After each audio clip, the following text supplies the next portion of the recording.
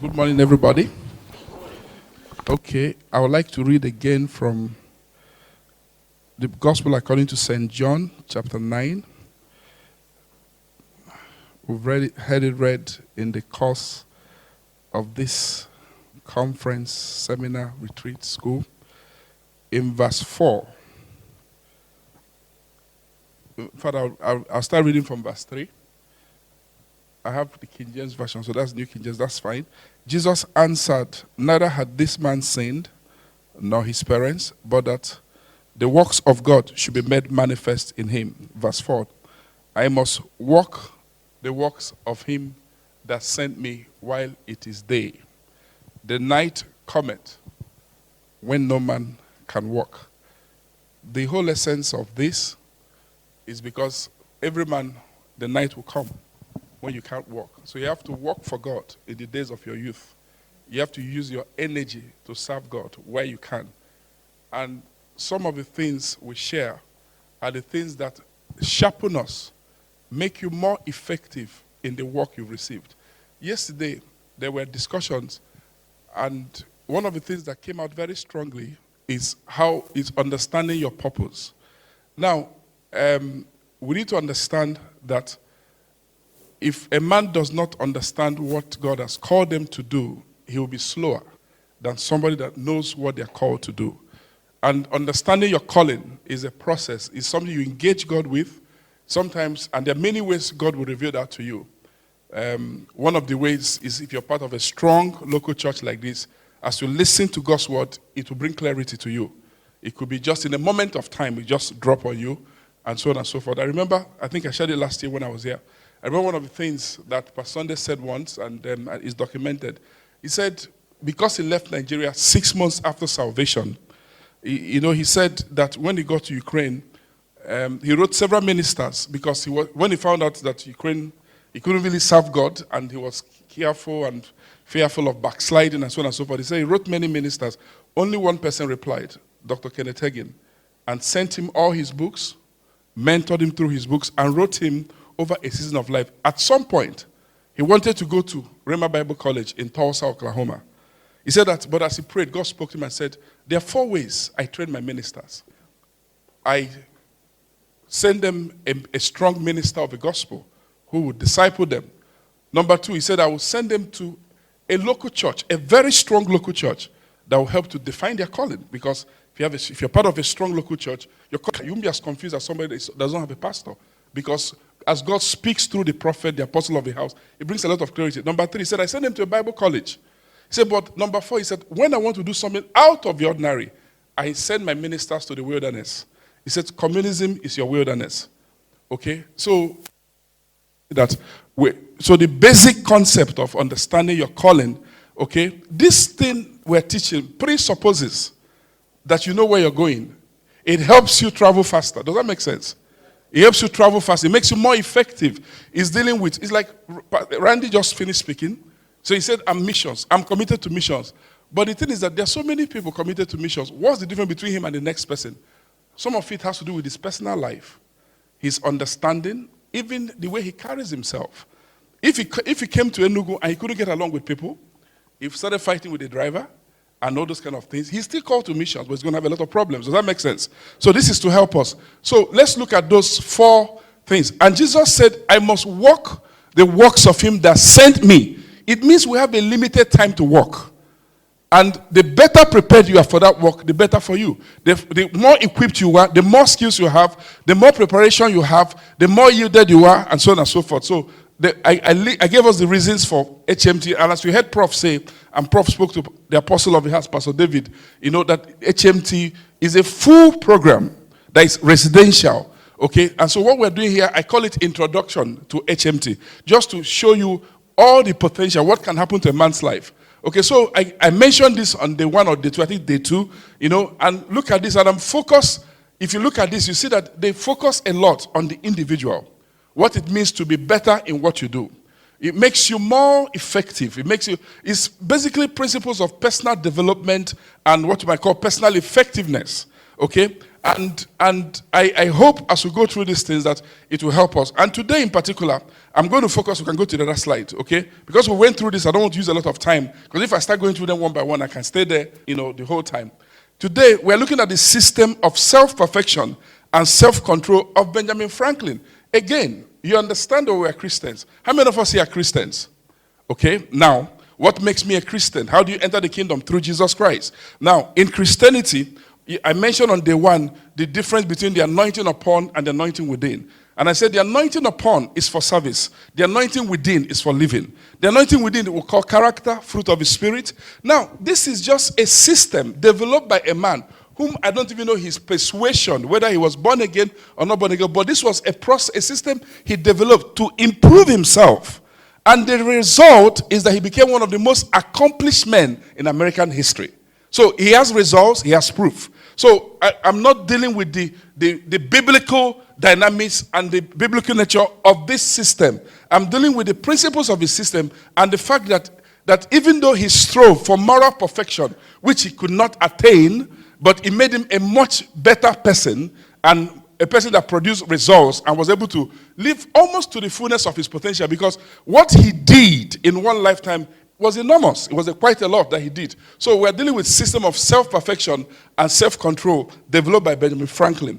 And like I mentioned yesterday, Pastor David has a book on this, and I know that the book should be in the bookstore today. So, and yesterday, Pastor Andre then reminded me, because with the time management system, and you might be asking, why, what was the essence? Well, first of all, we need to understand that 80% of people live in the past. What it means is that they're like this new year, many people are spending time rehearsing the past, what didn't work and those kind of things, not with the vision of going forward. It's almost like living with regret. So I call it past orientation. And it can happen to anybody. I always remember where I went to school, my best friends in school, primary school, and you're dealing with the past, okay? The challenge with somebody looking back is that you can't run forward because you're going to crash, right? Okay? So, and then 15% are concerned about the present, which, it's vanity or what we call present-mindedness. You're not thinking beyond now. So you're make today, only today. And somebody said, I think it was maybe one of the, Brian Tracy, that says strategic thinking is thinking about the secondary implications of your actions. In other words, if I do this, what are the implications? And I think it helped me to understand strategy. Because strategy, what is strategy? Just thinking, what are the consequences of my actions? And then, of course, the few, 5%, who lead the world in every field of human endeavor. They live by their life goals. That means that and the challenge we face again as Christians, remember this. This is a battle. And, Pastor David has mentioned it. Remember that when we say 20-year plan, 10-year plan, I hope you know that after making all those plans, they can vanish away. You have to remember. So the reason we make plans is not because that we are using just God's creative ability, which He placed in us. And the truth is that, look, just follow me for a moment.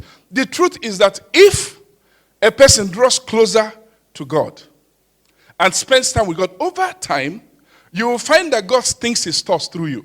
Am I communicating? Increasingly, you find that you have the mind of Christ.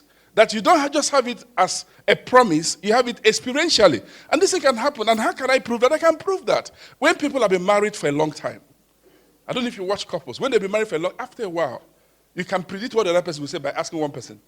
If you live with your father and your mother for a long time, there's no need to ask but just ask one person.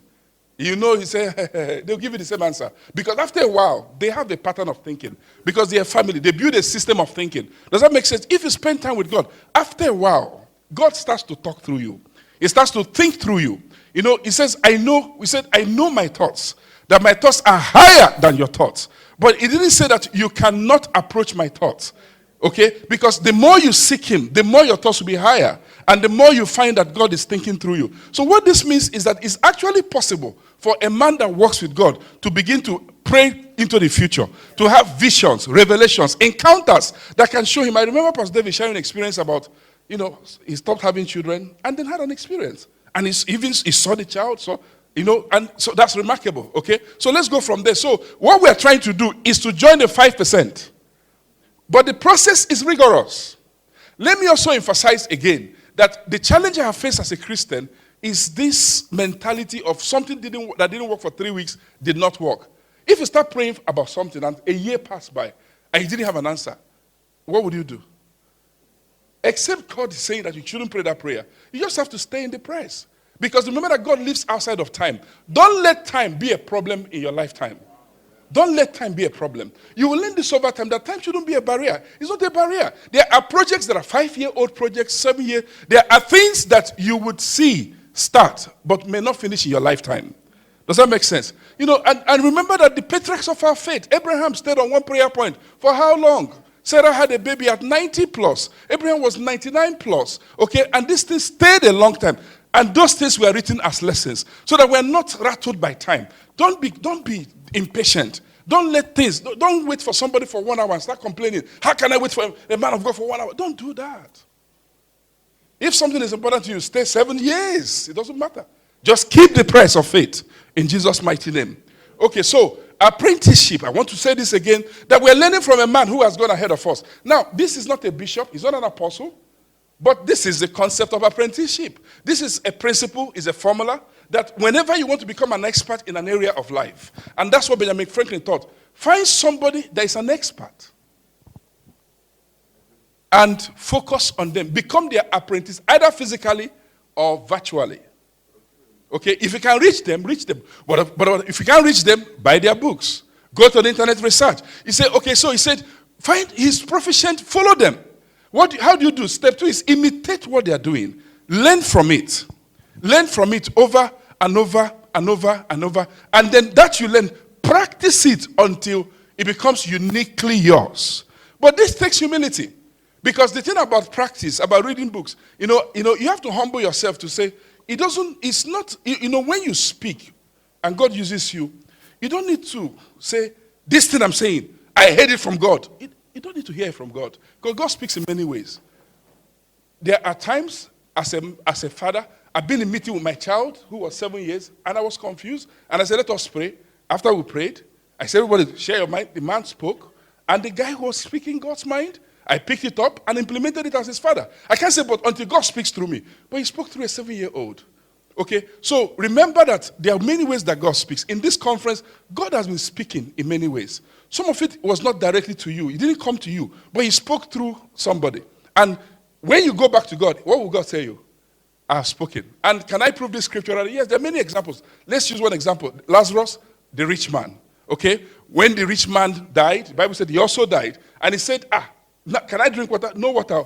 Gulf. It's okay. Can you send somebody from here to go back to the world? And what did Abraham say?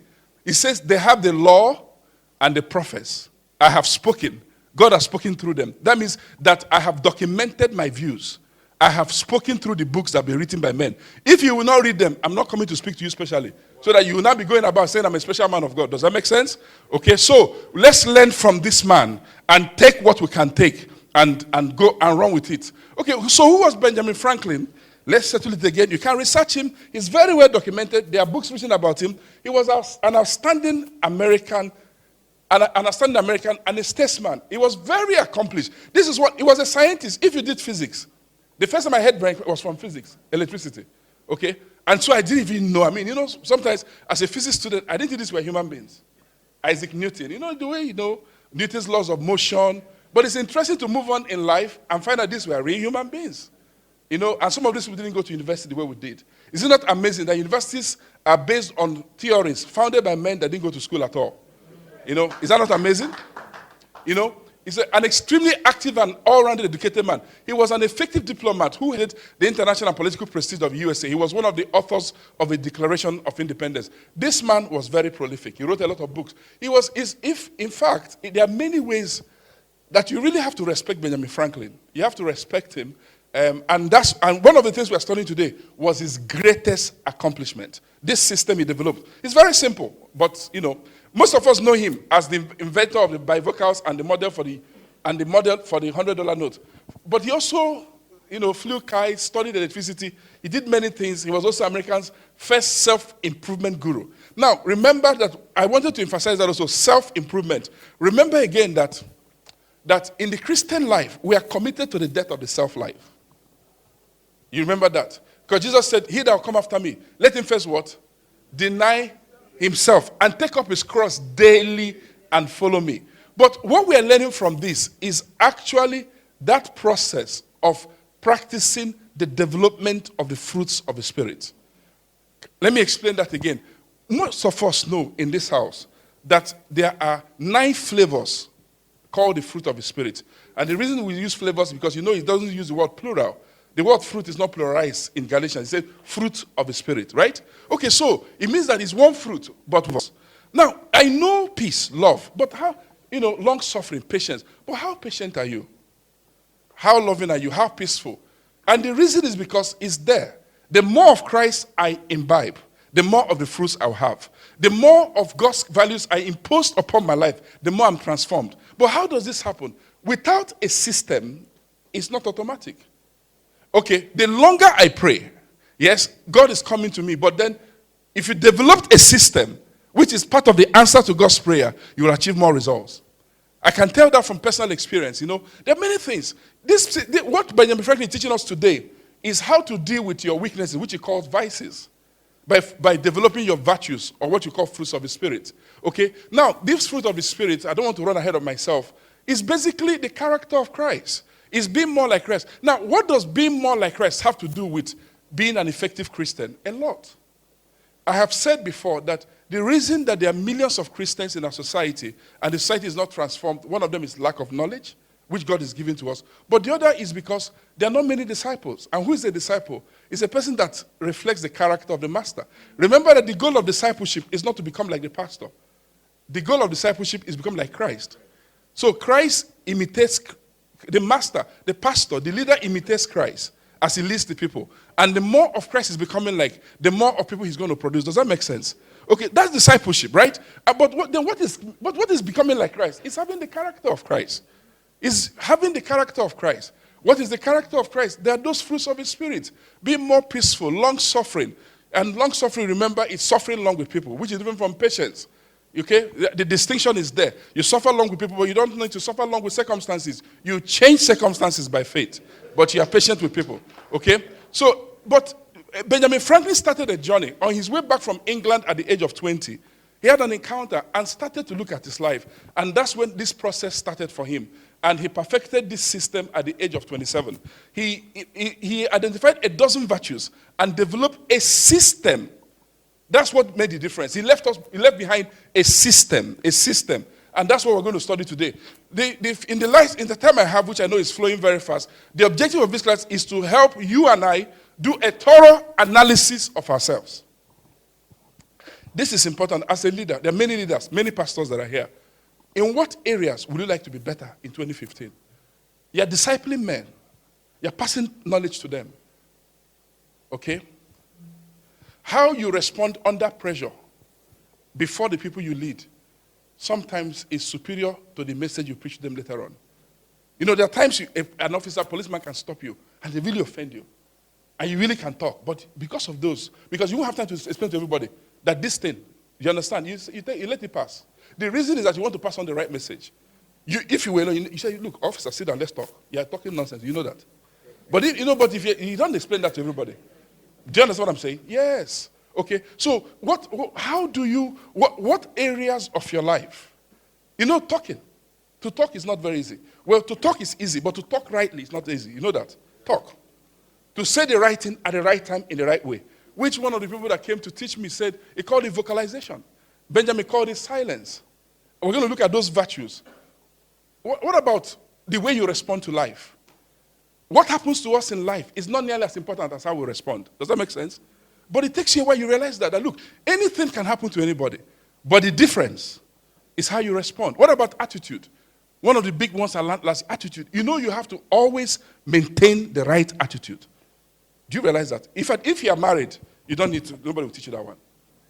Whether you're happy, you're not happy, you're still the father of the house. Your family cannot come together. You say, right now, I'm not happy. You can't do that. If you're the father, everybody's looking up to you. Daddy. You say, I'm tired. That's the wrong attitude. If you're tired, it's your business. They did their attention. They said, the schoolwork. He said, but I preach 5 times. I said, well, what does that mean? This is schoolwork. Yes. You can't tell a 7-year-old that you're tired, that you've been preaching for a week. No, you have to do the schoolwork. You have to have the right attitude. Does that make sense? But attitudes are developed. You have to train yourself to maintain, even when somebody has offended you, to have the right attitude. Because if you have the wrong attitude, you lose control.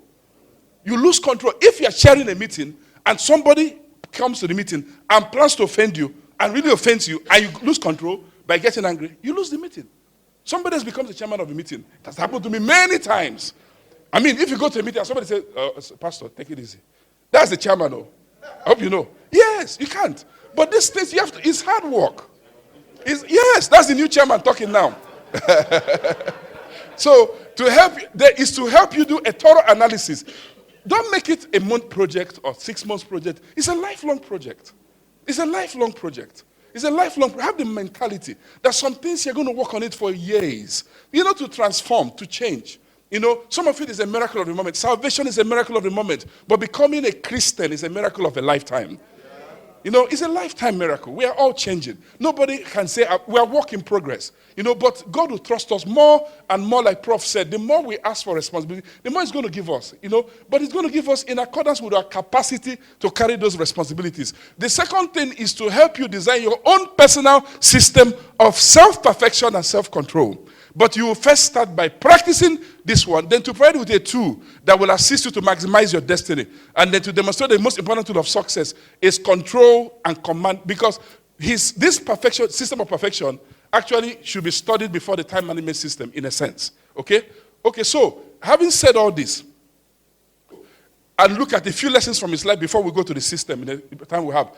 He was very accomplished. I've said that. Multi-talented, played many different roles. Statesman, writer, satirist, and all kinds of things did. He was an ambassador to France and lived a long life, went there to solve problems, became an ambassador, came back, went to England a couple of times. But Benjamin Franklin also had issues, by the way. He had problem with his own father, and he also had problem with his own son. Okay? Just like, that Pastor David said yesterday, Eli, Samuel, okay? These are not perfect people at all. We are just taking an aspect of his life where he lived ahead of us. Okay, he's not Apostle Paul, he's not Jesus Christ. But the principle he left behind, we can copy that principle. It worked in his life and produced a lot of results. Sorry about that. Okay, each of us can reach our potential, is what it teaches us. When they looked at his life at the end of the day, they said, this one man that really reached his potential, he did so much in one lifetime. He demonstrated an unusual level of personal discipline, and we're going to look at that. Even though he did not attain moral perfection, his life was much better for following a system. That's why we're doing this. He believed that this system of self-perfection and self-control was one of his greatest achievements in life. Okay, so, and then he built this system on 4 moral corners, and all this material you get in the book when you buy it, and take time to study the book, by the way. The first one is that I pledge to be extremely frugal. I don't spend more than I earn. Very simple principle, but difficult to live. I don't spend more than I earn. I hope you know its percentage. It's not about how much you earn. No. It didn't say, I don't earn enough. That's what it said. I don't spend more than I earn. If you earn 10 kobo, you spend 5 kobo. It's a principle. Tithe is percentage. Tithe is not an amount, right? Okay, so you just look at the principles. They're very powerful. Number 2, it says, I always tell the truth. And I don't make promises I can't keep. I always tell the truth. And I don't make promises I can't keep. It means one of the things you learn from HMT is how to say no without feeling guilty. Saying no sometimes can be difficult because you're emotional. Like somebody says, can you do this? He said, you feel obligated. But the truth is that many of us have offended God because we lacked the courage to offend man. We didn't have courage to offend man, so we decided to offend God. And because God is not so visible, we didn't know that offense to God affects God. It makes him sad. Does that make sense? That's one of the things. I am determined to diligently, I like this one, to energetically pursue anything I undertake. He called it resolution. We'll look at it in a moment. I like that. There's a 4th one. He says, I will never speak badly of anyone. Wow. I will never speak badly of anyone. That's a difficult one. Look at what he says. Even if it's the truth. Somebody does something. Okay? And you are a witness. Like we're sharing among ourselves. Maybe as Christians, something happens. It's the truth. It happened. But the thing is that you don't need to broadcast it. You keep it to yourself. If you must talk to the person involved. But it's hard. But that's Christianity. Take it to the man. If he doesn't hear you, take a witness. If he doesn't hear you, tell the church. Let the church go and talk. If they don't hear that, let the church declare the person as not being part of the church, right? He says, I will always look for some way to excuse the faults of others. And whenever possible, I will share all the good things I've known about everybody. Focus on the good about people and diminish the bad about people. One of the things you learn about human nature is that it's easier for human nature to fight success and be announcing defeat. When people succeed, you give a reason why they are compromising. There's something wrong. They are 419.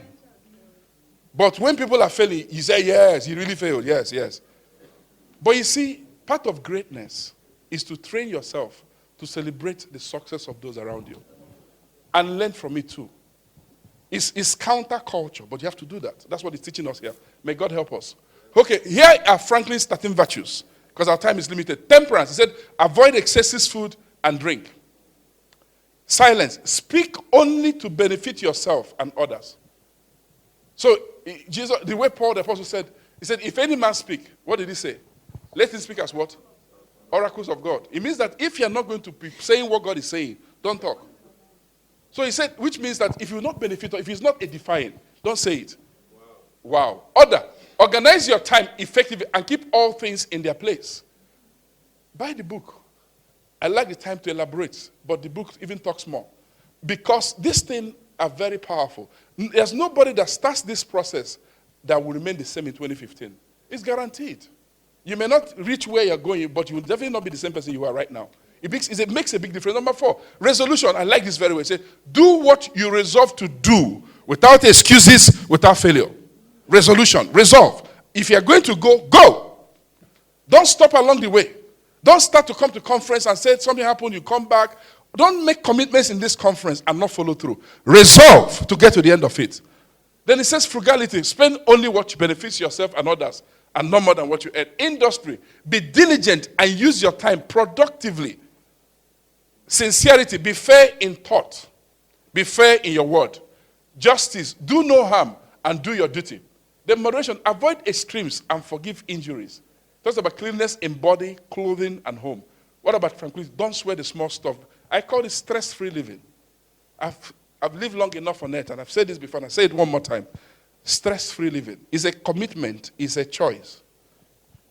There are all kinds of situations that can cause you stress. Okay? But think about it. You don't need the stress. Demonstrate leadership, but maintain order and peace. Okay? Then it says chastity. Keep your lust in check. Live a pure life.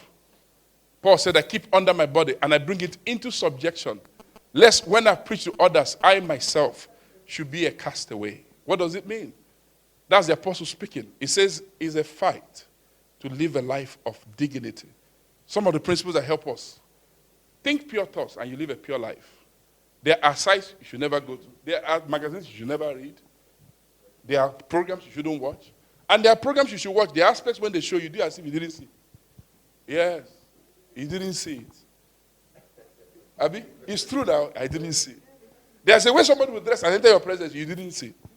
You just keep on going. It looks simple, but it will keep you holy.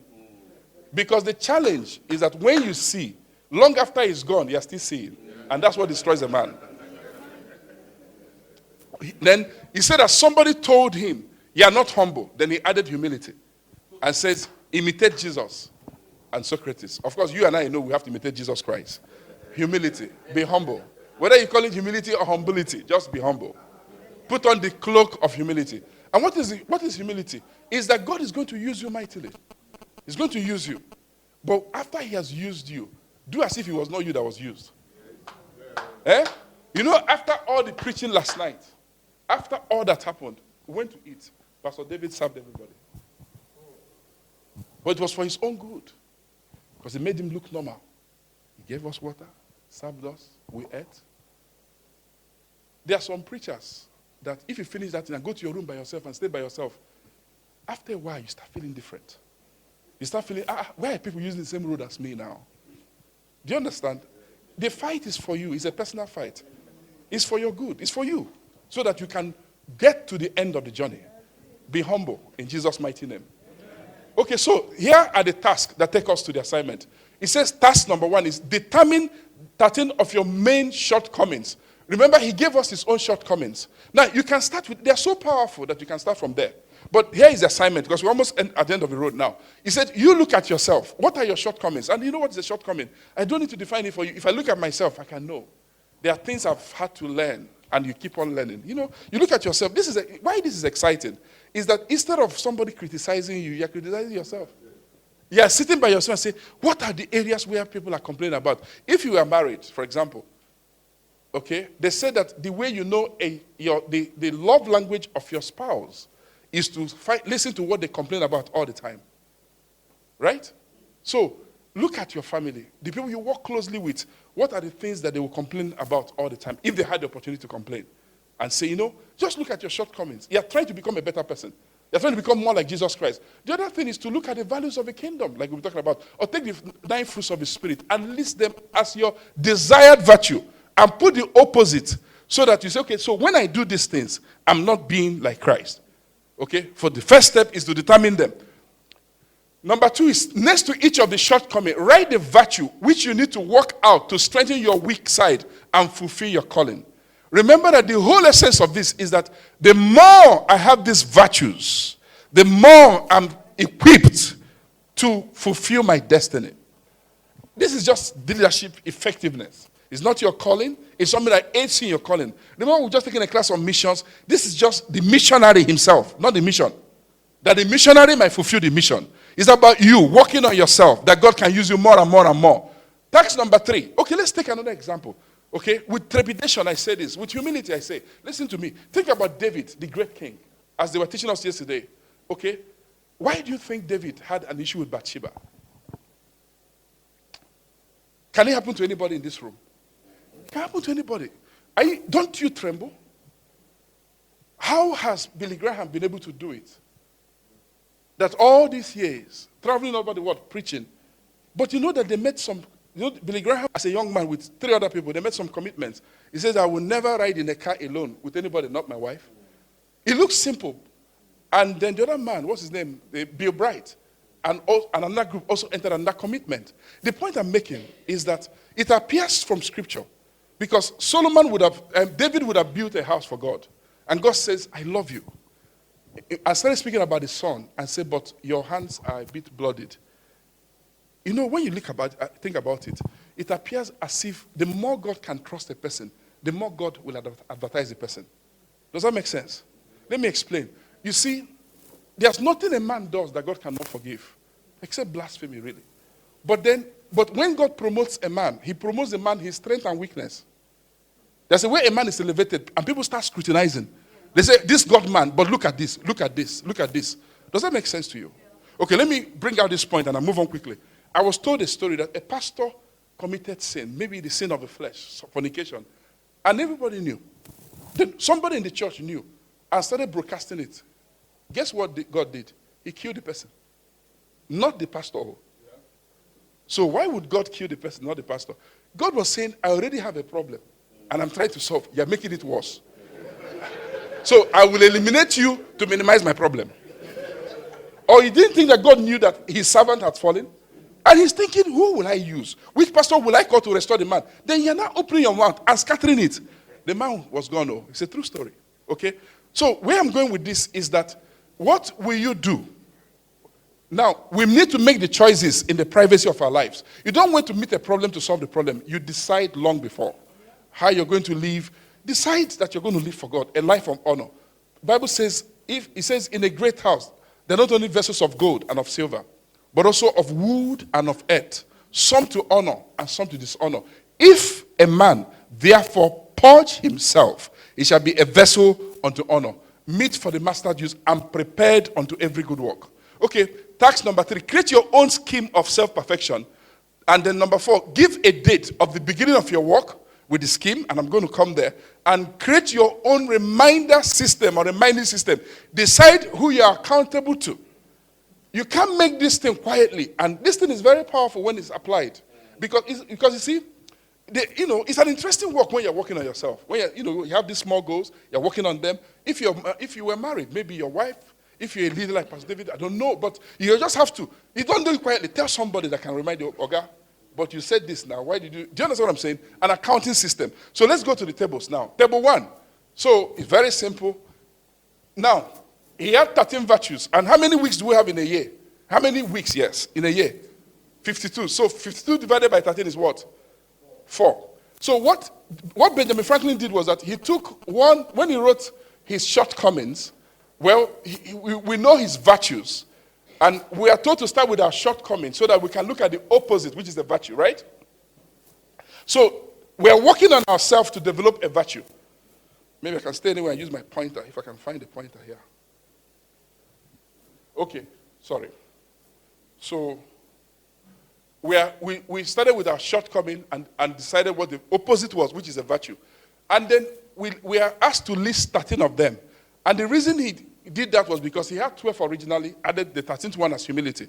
Now, if you had 13 and you worked on one every week, okay, it means that you can go through that cycle 4 times in a year. Does that make sense? Because if you have 13 and you have one every week, so let's say if I say maybe, what can I use? If it was for me, disorderliness, and I wanted to live a more ordered life, or if for me, procrastination, you just say things and you don't get it done. And I say maybe the opposite result or resolution, I will start, I will finish. Even if I don't do a lot in 2015, anything I start, I will finish. Or I will not make promises flippantly this year. Maybe the way I talk. I will, if every time a request is made, except it's an instruction from my leader, that one is different too. Instruction is different from choice. So. If they say you should pick somebody, you don't have a choice. You have to pick, you understand what I'm saying? So you have to understand the point I'm making here. But if you're saying I talk, I make promises, and I don't fulfill it, it can be everybody knows themselves. Be honest, brutally honest with yourself. Be honest. And if you lead a team, you can work with the team. Because this is very powerful when applied, right? So you go through your list, and then, like I've said, every week you're working on one. Now, why does he talk about a reminder system? Is that it's very easy to skip and forget that you're on a project. So that's why he developed a reminder system. He had paper in his pocket that he read throughout the day, reminding himself, okay, I'm working, I'm not humble. So I must talk to people. I must be humble. And what does it mean to be humble in this case? It could be that every time somebody is talking to you, you give them 100% attention as a sign of humility. Even though you're busy. You're very busy. So much is going on. But to keep, you just say, when you're there, I will not do anything else. One of the things you get from the book is phone etiquette. You know that when somebody is in front of you, you're having a meeting, you etiquette, except emergency. You don't take phone calls because basically you're saying secondary, primary, right? But it happens because, we all have answers. We got it. We didn't receive any training. When I told Prof this morning, he said, but that's sexy if it's not my wife calling. If it's my wife, I'll take the call. And I said, I agree. But the point I'm making here is that there are many things. You zero in on yourself. Be honest. Be honest with yourself. Be brutally honest. This is between you and God. When you kneel for morning devotion, what does God say to you? In what areas would you like to change? So that you can reach your fullness of potential and fulfill destiny. We said discipleship. What if you were saying, give me a team for this conference? Well, that's the team actually. It's discipleship and missions. That's where we came. But the message is very strong. Don't you agree with me?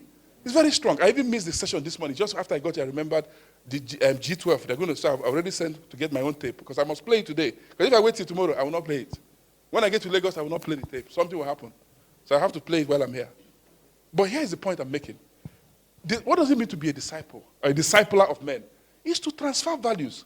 I first have to acquire it. How do you acquire values? It's a rigorous process. It's a rigorous process.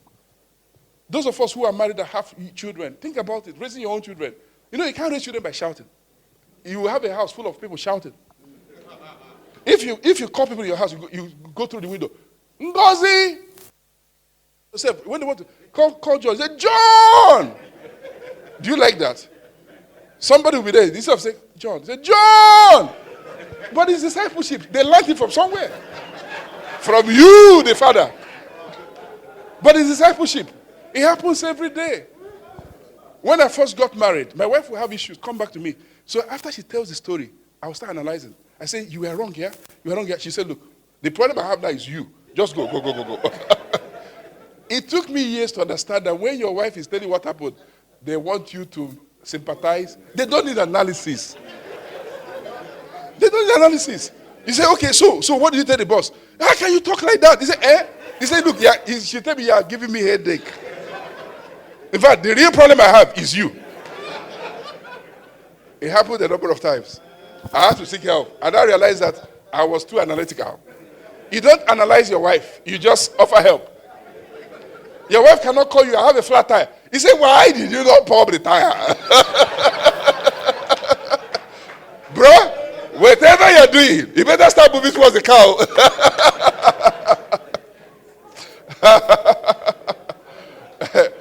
And of course, you know, if you don't have peace at home, the ministry is useless.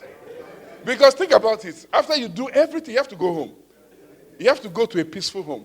But that peaceful home is built by working on yourself. It's built. It's not a gift anywhere in the world. You will build it. You will build it. You will learn to talk to your wife. Right? Okay. So this is table 2.